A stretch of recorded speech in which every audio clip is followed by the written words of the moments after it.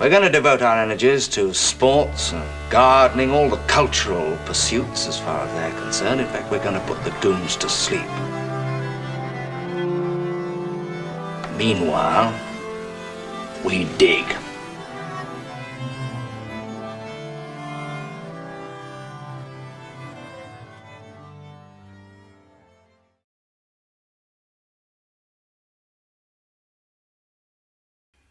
Greetings from Tbilisi, Georgia. This is Byrne, back for part 2 of my book recommendations. And just to give you the rules, I'm not doing any fiction. I am not doing anything I would consider classic, which would be basically from the turn of the 20th century to before. That's my video, my rules suffer. And I'm not trying to be fair to every kind of literature, every kind of ethnicity, or men and women. These are just important books to me. So again, no fiction, no literature on that regard. Although sometimes the things I am covering would be considered literature in a certain way. Next, and that means I'm not covering certain artists who I really love, like J.R.R. Tolkien, or more importantly, the great Scottish fantasy writer George MacDonald. But there are so many others I could discuss if I was doing fiction. Maybe someday I will do some fiction, but not today. Today I'm doing books, second part of books that really have influenced my thinking. And one of the things I pointed out is a great way to start doing this is not with an author at all. Well, he is an author, but he's not known primarily as an author. It's the Dutch art historian Hans Rookmaaker.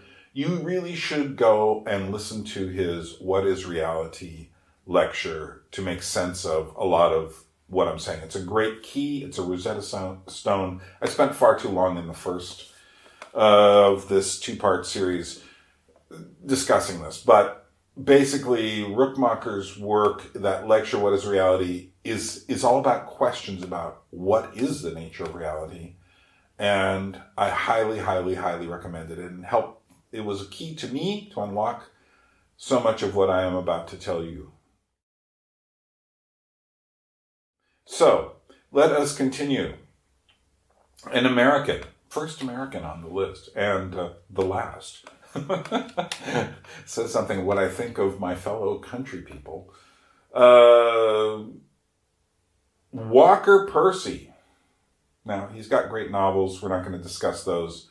But his book, Lost in the Cosmos, the last self-help book, is a sarcastic, ironic, wise take. It is a parody of a self-help book, a satire on a self-help book.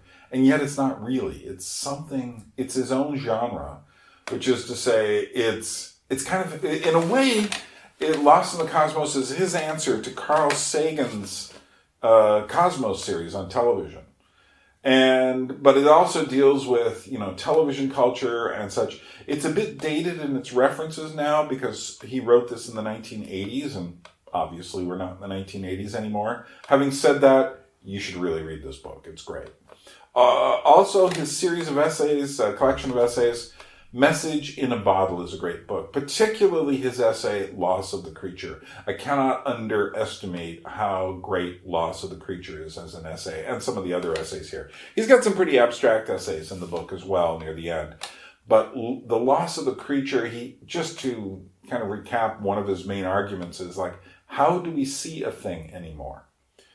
When we have what he calls a preformed symbol complex getting in the way. So even to see something like the Grand Canyon immediately becomes a problem because the very words Grand Canyon set up certain implications. So that he says, can anyone ever see the Grand Canyon the way that Cardenas, the Spanish conquistador, did when he was going through the mesquite and scrub from the south side, and suddenly it broke open before him. Nobody told him there's a big canyon coming up. Suddenly, oh my goodness, what is this? Well, it's, El Grande Canyon. It's the only thing he could come up with. But the question which I pose for the reader is, who is abnormal? He, she, who is dislocated, or the consumers, the businessmen, the professional men, the happy scientists who are busy with their various works. Of course, maybe the philosophical progenitor is Pascal, who said to be born and to live is to be dislocated. Now, kind of connected to Walker Percy, Walker Percy is influenced by Søren Kierkegaard. So is Jacques Ellul. And Jacques Ellul is a very interesting French writer. Jacques Ellul has had some of the most profound influence on how I look at the modern world around me. And his books, I've talked about Ellul in many places. I have a series on propaganda that I wrote on the Anadromist Life essay site. I've mentioned him in my social media and horizontal propaganda lecture, which is over an hour long, somewhere around on my channel. So I've discussed my debt to Ellul in many places. But I would just like to underscore my debt to Ellul one more time. And so I'm going to mention the technological society, the technological system, the technological bluff. Those are 3 books he wrote in 3 different decades on technology. And he got more and more pessimistic as he went. Someone wrote me once and said, well, Byrne, the problem is, some writer said the problem with Ellul is he adequately saw the effect of technology and then surrendered to it. No, he didn't. He didn't surrender to it. Listen to this. Does this sound like a person who surrendered to technology? Are we then shut up, blocked and chained by the inevitability of the technical system, which is making us march like obedient automatons thanks to its bluff? Yes, we are radically determined. We are caught up continuously in the system if we think that even the least little bit that we can master the machinery, prepare for the year 2000, and plan everything. Yet not really, for the system does not stop growing, and thus far we have no examples of growth that does not reach the point of imbalance and rupture. Even without nuclear war or an exceptional crisis, we may thus expect enormous global disorder, which will be the expression of all the contradictions and disarray. This must be made to cost as little as possible. Not really, if we know how little room there is to maneuver, and therefore, not by one's high position or by power, but always after the model of development from a source and by the sole aptitude for astonishment, we profit from the existence of little cracks of freedom and install in them a trembling freedom, which is not attributed to or mediated by machines or politics, but which is truly effective so that we may truly invent the new thing for which humanity is waiting. The technological bluff. What he's saying is that if we think we can conquer the world, if we think we'll get ready, he was writing this in the 1980s in The Technological Bluff, but he says, if you think you can get ready for the year 2000 and everything, you're out of your mind. If you think in the 1990s, it was amazing, the absolute hogwash, optimistic trash that was being written about the internet. Having spent a good chunk of time reading Ellul's work, I knew that it was all an illusion, and it wouldn't produce this perfect world, nor will anything else. And Ellul is great at that. Ellul is a great combination of sources. He is, on one hand, he became, when he was young, he was a Marxist. Then he became a Christian, kind of a Calvinist reform streak. But then he was influenced by Kierkegaard and Karl Barth. And all of these things fought in him, along with other French thinkers, to create a very unique perspective. His work is not a breeze to read. And I don't think that's just because of the translations. I think it's just his work is hard. But The book I most highly recommend to anyone who wants to understand the world is Propaganda, subtitled The Formation of Men's Attitudes. And all I can say is when I read it, it ripped like the mask off of everything for me. And I saw what we were doing to ourselves, and I saw I cannot create propaganda. So this is not propaganda. I want to interact with you. I'm not doing propaganda for anybody. This is not part of any side of the culture war. This is to say to everyone, learn to talk. Because Ellul also said where discussion begins, propaganda ends. When you're face-to-face, and it would be face-to-face, not online, face-to-face discussion, real discussion, begins to undo propaganda. Not with everybody, mind you. Many people are completely lost in their propaganda. But with a person who you can really have a human contact with, yes. Also, what Ellul was just saying here about finding the cracks of freedom, I have found that tremendously valuable as an avenue of hope. And that is to say, and these cracks change. What was a crack of freedom in the 1990s is a closed door today. And so, right now YouTube is open. How long will it stay open? Not forever. So we'll have to look for new cracks of freedom and to fill us in on it. And in a way, the internet can contain some cracks. It is not itself a crack of freedom. In itself, it is the system invading our brains. Everything that goes on there. The cell phone is not about freedom. It's about slavery. You are locked into that. That's your entertainment, your information, your photography, your self-image, your connection with the outside world, all in this one device. And when people lose it, they go nuts. That's slavery, not freedom. Other books that Ellul wrote that are very important. The Political Illusion. Wow. Basically, he describes how, we're just shuffling deck chairs on the Titanic usually. I won't go into any more of that except to say, wow. Autopsy of Revolution. He talks about how the concept of eternal revolution is basically DOA, dead on arrival.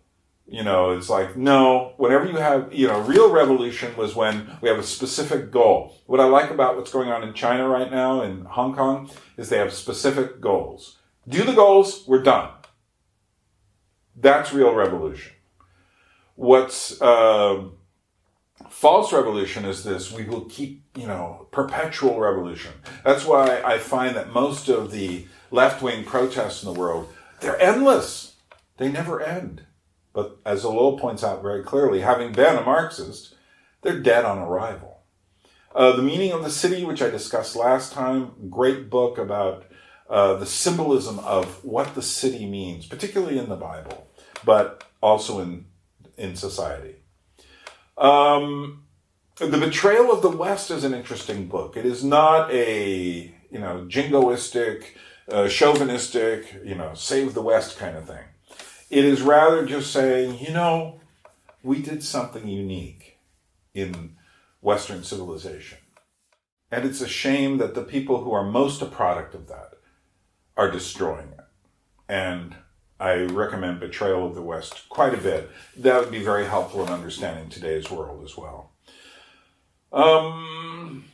The Empire of Nonsense, really hard book to read, especially if you're an artist. And the reason it's hard to read is because he doesn't spare art at all. It's his book on art, and wow. I mean, as a person who creates things, I felt the blade come straight through real close to the things that were close to me. Having said that, what a book.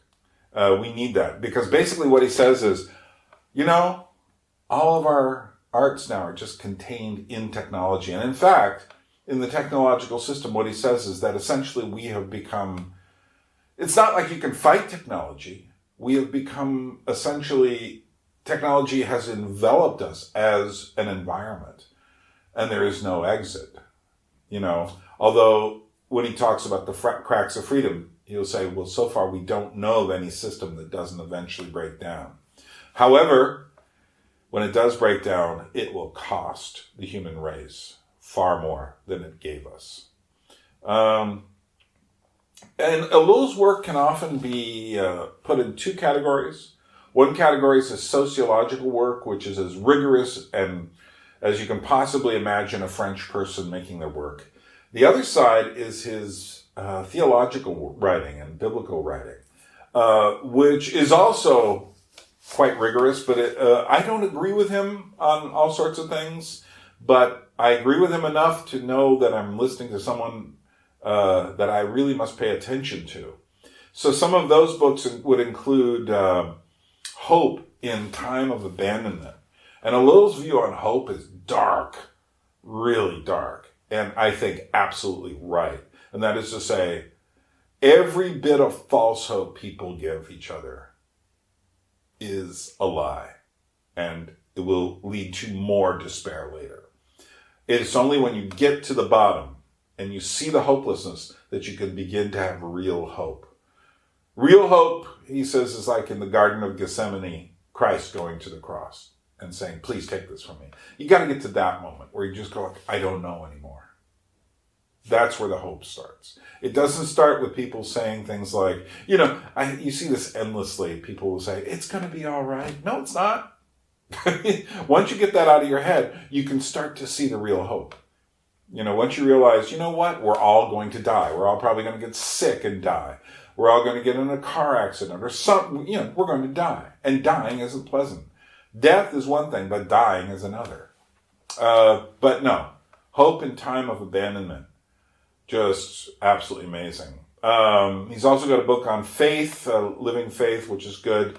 The Subversion of Christianity.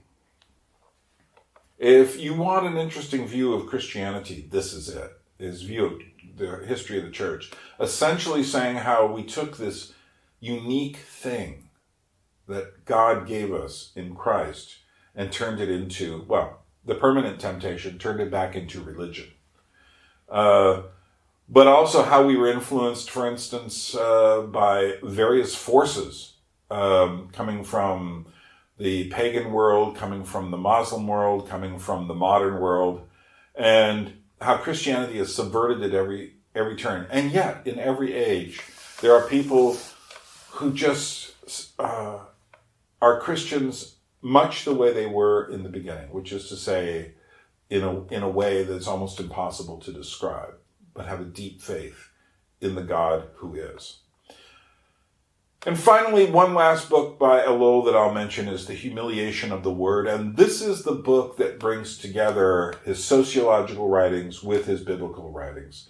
And The Humiliation of the Word is, in my mind, I think his masterpiece. Because basically what he does is he talks about, there are two ways of looking at the world. There is through vision and there is through the Word. And the problem with the spatial visual is it's just this presentation of nows that come and go. But the problem with the thing about the Word is the Word includes categories of truth and falsehood. This is how we can discuss whether in other words, whether our experiences are true. Humiliation of the Word. I cannot underscore what a great book this is. It's also not the first book I would recommend to read on this list. It's the book when you finally need, it's like maybe you've read a couple of books that I've recommended and you need something to get to the guts of things. The Humiliation of the Word is your book. Paul Virilio, French Catholic writer. His Catholicism does not particularly stick out, but it is there when you begin to notice it. But his work is all about the accident. And one of his thoughts is that the invention of the car was also the invention of the car crash. The invention of the train was also the invention of the train accident. And the invention of the internet is also the invention of all the psychotic stuff which the internet will bring with it.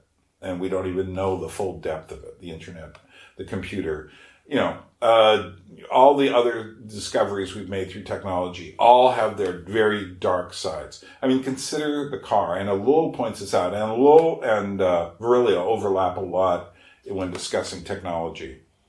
I mean, consider the car. Wow. You know, a lot of people say the car was a great device because it allows us to travel freely and go all over the place. And so much faster than, and more efficient than a horse. And the more we get further down the road, the more I say, you know, those horses were pretty cool. Because they didn't lead to a complete reconstruction of the world to fit the automobile. They didn't lead to the chaos of pollution. They didn't lead to lives, you know, in America you have suburbs where people don't even have to see each other. They just drive, you know, they have an automatic device that gets them into their garage, they close it behind them, they're living in their house watching television. This is the world of the car. You know, it's one of the forms of one of the devices that kill more people than anything on earth. The car. What kills more, guns or cars? Look it up. So, yeah, maybe the horse wasn't such a bad idea. The invention of the car was the invention of all the stuff that is terrible about the car, as well as the car itself. The problem is, once you have it, you can't go back. One of his books, The Information Bomb. Wow. He has this thoughts that we have these different bombs that go off. And the information bomb is the bomb of all of this information. It's just going off. It's like nuclear weapons. When you have too much information, that's not good. It used to be we didn't have enough. Now we have way too much. Somewhere, maybe the 1950s or 60s, we had kind of a good point. But since then, you know, where do you go for your information? How do you know anything I'm saying is valuable? There's just too much information. Well, I'll tell you how I know what I believe is I follow what is trustworthy. And I start with someone I believe sees the world correctly, someone like maybe C.S. Lewis or Jacques Ellul, and I follow their recommendations. Because just to go randomly and pick up books, and you know, you're going to end up with a lot of crap. So, Crepuscular Dawn, The Aesthetics of Disappearance is another interesting book of his. Most of Virilio's work deals with this idea of accident, of information disruption, of different kinds of modern, postmodern problems. I highly recommend him. He's on the more, what I'd say, theoretical edge, but he's certainly not the first person I would read here. He's one of the harder people to read, although his books are usually pretty thin. Definitely not the first person I would recommend on this list is the next person, Michael Polanyi. And in fact, I would say most people aren't going to read Michael Polanyi. Michael Polanyi's most important book is called Personal Knowledge, subtitled Towards a Post-Critical Philosophy. And it is his book about essentially how we know what we know in science. He was a serious chemist.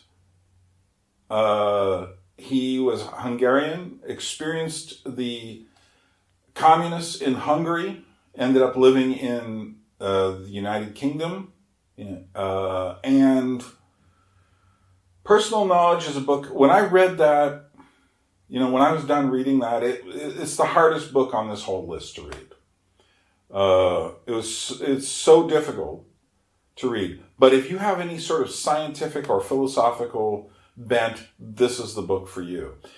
Because essentially what he does is dismantles the idea that science gives us some sort of divine objective knowledge. You know, that whatever science says is true. Because he points out just how much bias there always is in science.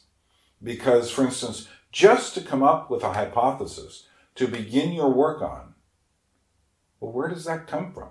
It does not come from the things themselves. You know, if you're studying water, water itself does not do anything to tell you about your hypothesis. That comes from here. Everything we come up with comes from a personal relationship to the world.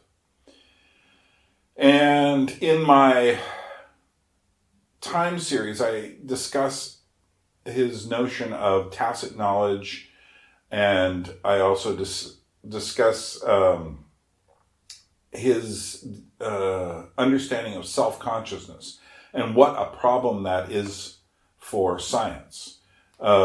When you become aware, he talks about focal awareness and subsidiary awareness. Again, it all gets quite complex, abstract, in-depth. But all I can tell you is this. When I finished reading this book, and it's about 500 pages long, I felt I've never felt a serious threat from science ever again upon what I believe. Because I realize how much what is called science is popularized science. So, Richard Dawkins may know a lot about cells, but whatever he writes about God is just popularized stuff. It's not in depth. Whenever you read something in a magazine or on a website, it's got to be popularized. And that means they have to take what is actually very difficult to understand and make it really simplistic to understand. Polanyi does none of that.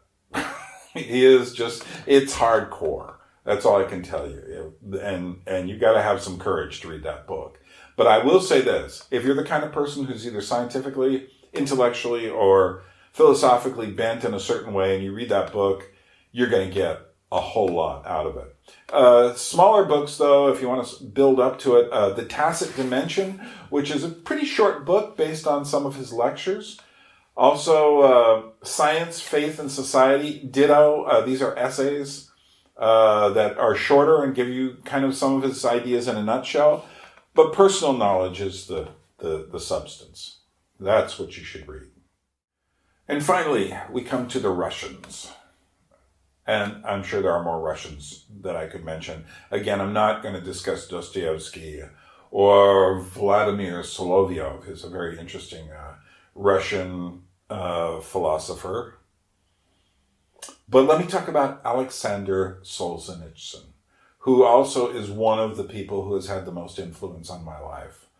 Through Solzhenitsyn's work, essentially, I think that turned me towards Europe. Maybe I'm in Georgia today because of Solzhenitsyn, because somehow going east from America, I saw something that I needed to understand. An Orthodox Christian, he was an atheist growing up through most of his life as a boy. He was a communist. He was trying to get somewhere within communism, and then came World War II.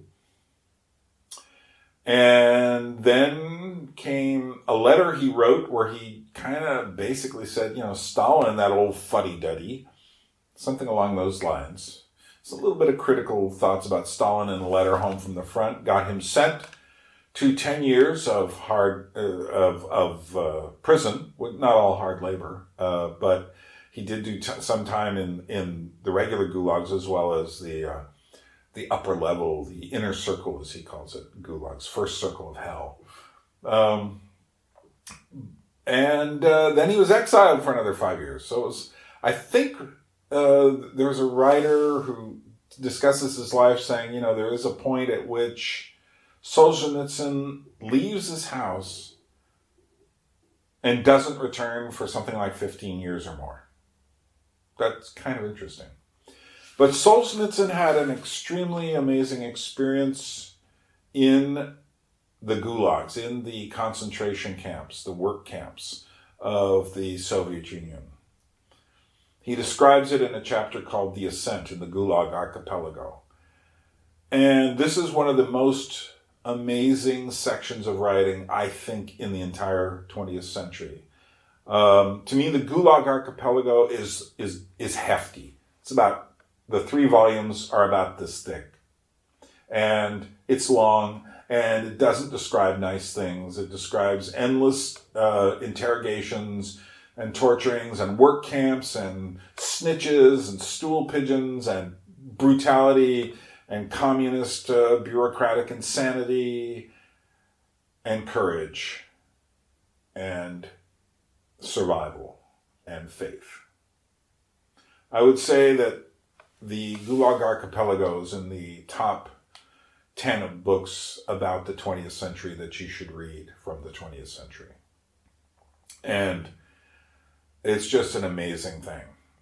Following that is a book called The Oak and the Calf, which is not a short book either. And it's about his life from the time of getting out of the concentration camps, getting out of the Gulag, until basically he talks about his exile, his first attempts at writing, until he's finally kicked out of the country by the Soviet Union after he won the Nobel Prize for Literature.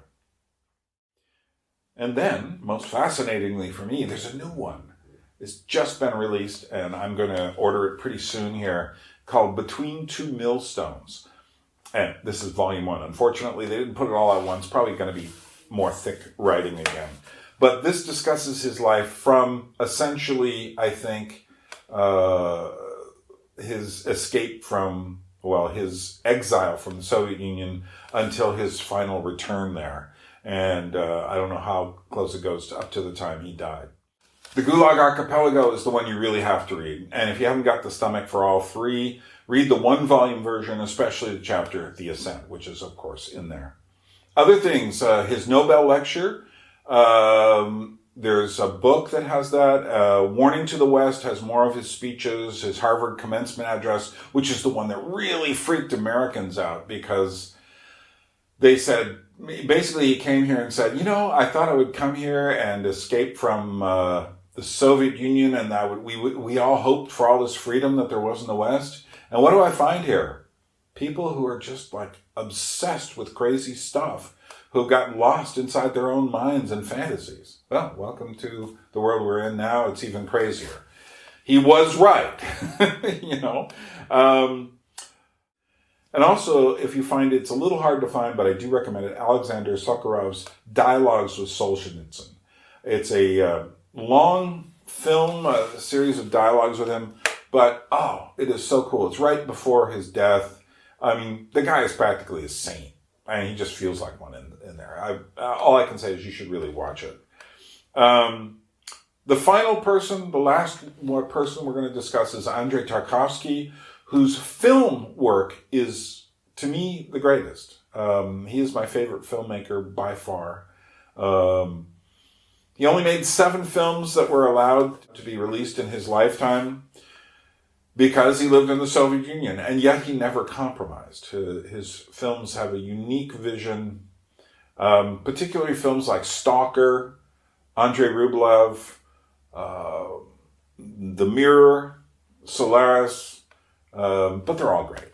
But don't start with the other ones. Start with those 4. They're probably the ones to start with. Particularly Stalker or Andrei Rublev, I think, are very good places to start. But more important to me, to my life, is the fact that he wrote essentially a book that was published right around the time of his death. And it's called Sculpting in Time, Reflections on the Cinema. It should be called Reflections on Art, because this to me is the greatest book about art in the 20th century. And he talks about things like time.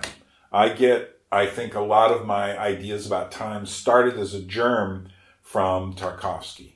I think that his ideas about art go completely against modern art. And his idea is this: the modern artist is essentially kind of a fool because they think they will be seen by doing something unique. So as long as any act of individual, creative production is somehow valuable, he goes like, no, it isn't. What is valuable is that the artist is a servant and gives back to the world, to his community, in payment for the gift that has been given to him. The idea of the artist being a servant is just like, amazing. And I'm not going to get into discussing that right now, but essentially his ideas dovetail perfectly with Hans Rookmaaker's ideas in his discussions about art and reality. And all I can say is, I started with Rookmaaker, I end with Tarkovsky. Essentially, it's all about art, and it's all about what we create for each other. And even when I make these videos, I don't think of them as just me doing a video. I think about how can I make it in such a way as that it unfolds its meaning in a way that you receive it and can interact somehow with it. And not that I know how to do this perfectly. It always takes time to learn. But I try. Also recommended is Tarkovsky's diaries, which have a lot of very interesting reflections. But we'll leave it there. Maybe sometime I will cover other areas of books, particularly fiction, or maybe older books that have meant a lot to me. But we'll stop there for now. And thanks for sitting through. If you watched both of these, that's a lot of time. And yeah. And if you like it, subscribe, comment, like. All those things are important. YouTube pays attention to those things, and that helps my video get viewed by other people if you do that. So, if you're thinking about, I want to subscribe, well, do. And if you want more than I can give you through, just through this YouTube, I have other lectures and such, which have far too many audio lectures and visual stuff, which has just far too many cultural references. Somebody's going to knock me down. The way it is, I have to kind of fight off and dispute copyright claims quite regularly. And I'm hardly using anything compared to what I do. And for instance, my history of San Francisco in the 1960s is like, 5 hours or more long? But I'm playing full songs and playing quotes from all these people. Whereas if I can just send it to you, I don't have to worry about that. So you can get that sort of thing if you contribute $10 a month as a regular PayPal. They have an option for that, $10 a month. Do that for at least a year, and you'll get some stuff right away. And I've got about 7 hours to go instantly, 15 hours before probably the end of the year. And also, or if you give me $50 in one lump sum, then you'll get just the continual. I'll consider that good enough to give you continual more stuff until you get sick of it. So anyway, thanks for watching, and thanks for. I'm glad anybody thinks I have something to say. I have spent time in my life learning, and I need to get this stuff out of my head before I eventually die. I don't expect to die tomorrow, but you never know. It could happen. But meanwhile, let's talk about stuff. And, what do you want to talk about? What is there anything that I've said that sparked ideas? I can't claim to get to it, but you never know. Maybe it'll, like someone suggested the book recommendations, and here we are. So anyway, let me just close by saying what I always say. Anadromist. It's a word that means going against the stream. That's how you should live. Don't live like other people. Only a dead thing goes with the stream. And that's what G.K. Chesterton said. So, see you later.